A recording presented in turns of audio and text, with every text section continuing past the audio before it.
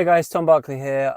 Just on my way to Coventry for the Carabao Cup game tonight for Tottenham.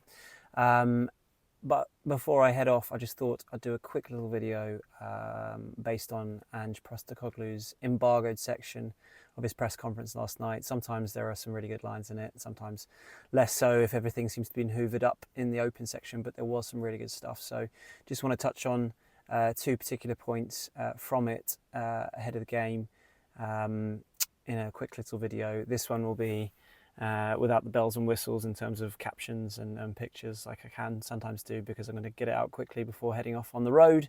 Same will go for the post-match video, but the plan is when I can to make it more entertaining with all those extra bits if I can. But for this one, so Ange, as I sort of referenced in the last video, I spoke quite well in this particular section. Just for anyone who doesn't quite understand, often the way it works with press conferences, and every club is different, but you'll often have an open section for the broadcast, which can go out live pretty much. And then there'll be a section which gets embargoed, which means held back for a certain time. So particularly the newspapers can have something else for their papers, which works well for us. For some people it might seem a bit archaic, but definitely for people in newspapers, they are almost the lifeblood at times for us, particularly if you don't speak to someone, that's my car there, for quite a while and you've got to fill quite a lot of gaps. Embargoes can be very important. But anyway, enough of that. So Ange, quite a few bits. As I said, he expanded on these comments that he said to the Sky reporter about feeling like, saying he always wins a title in his second year. I followed up on that my section is often the embargoed section, and I said it was kind of the way you said it rather than what you said, I guess, which kind of made everyone's ears sort of prick up. But he said that he doesn't, and I said that kind of, some might argue, is adding sort of unnecessary pressure on yourself to deliver. But he said he didn't see that way.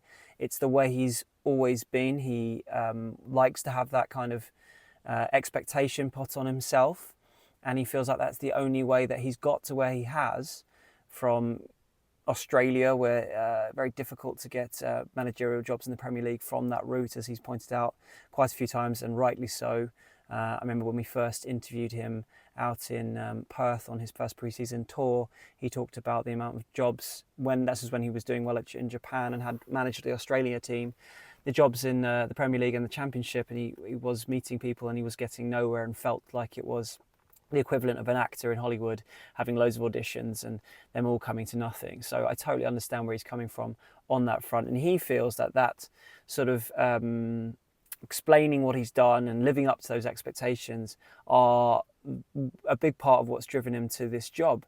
And he talked about how he felt like he'd failed last season by not winning a trophy, which is quite an admission rather.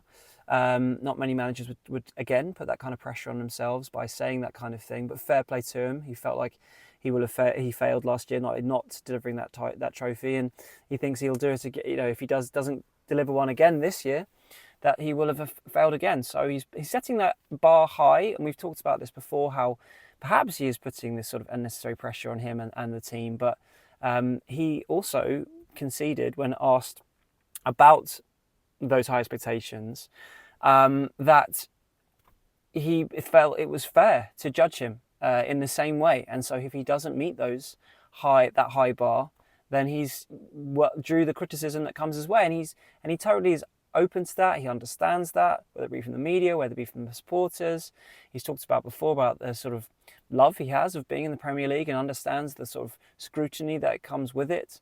And he's putting his neck on the line, and I got to say, fair enough, fair play. No matter what you think of where he's at with his project, and whether you've got certain Tottenham fans who are starting to doubt whether his philosophy is realistic enough to deliver proper success and win trophies, whatever you think, the guy's said what he believes in. He's put his neck on the line, and he said, look, judge me on whether I meet those high expectations or not.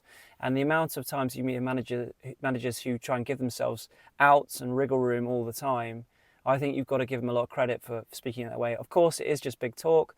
And some fans out there might go, oh, this is the media again lapping up everything Ange has to say. What really matters is results. And there is no denying that's true. It all comes down to results no matter what. Secondary to that, I think, is the style of play. As we saw with Conte, people started to turn because the style of play was dull, but mostly it was because they weren't winning. If they had won with that style, there wouldn't have been any complaints, I don't think. And the same goes for Postecoglou. He's got more sort of room for manoeuvre because when it's good, it's fantastic to watch. But ultimately, it comes down to results, and he knows that more than anyone. He really does. But I thought that was really, really interesting the way he was speaking about his expectations and why he was talking in that way after a match. The other thing that I wanted to talk about just briefly was this.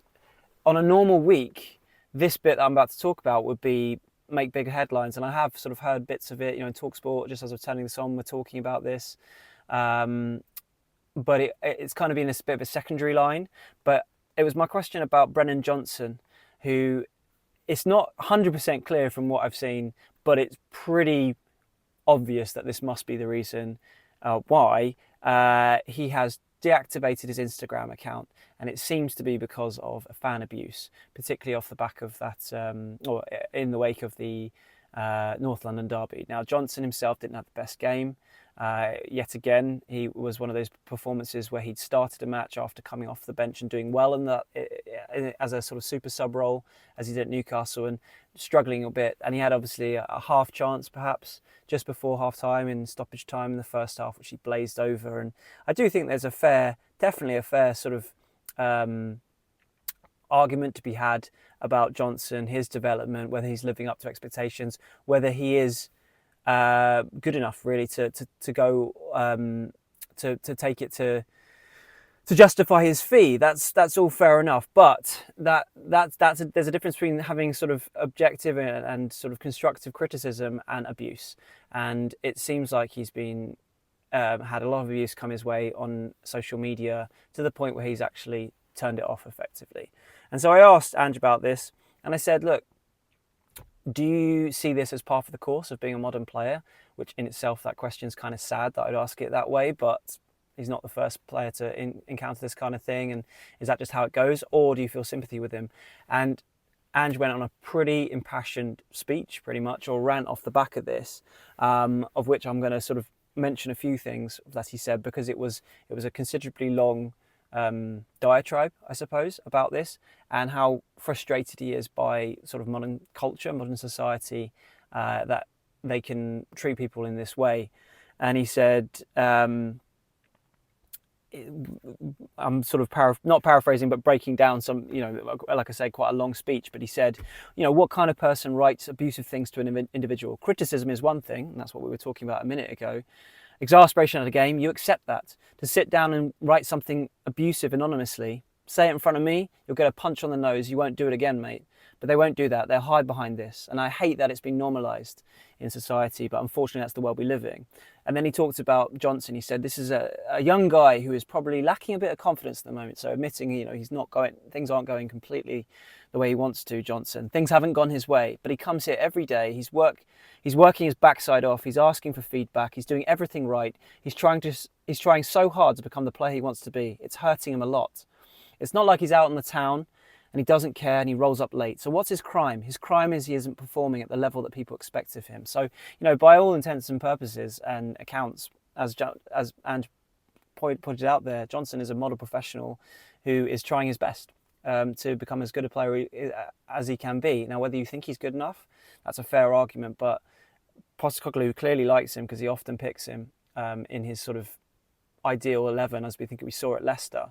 Clearly likes him a lot, backs him a lot, and wants him to succeed. And I think that's part of why he was so sort of impassioned in his response here. And he said, he's sad for me that we've normalised this kind of stuff, that getting abuse, and it is abuse, and a lot of it's personal, is, oh, well, that's part of the territory. I don't see that. And, you've got to say, fair play. I mean, social media is a big issue in modern society. It's really interesting to see the sort of new rules that are coming in for teenagers, which I think, as a father of two kids who are very, very young, nowhere near being teenagers yet, but will be, and social media will be a big part of their lives. I really welcome that, and it's something I really do worry about, with the added sort of aspect that I'm doing this on a social media platform, and that's just become part of life, so you have to work with it. But it doesn't mean that abuse in any sense is justifiable, and whatever you think of Johnson and how he's playing at the moment,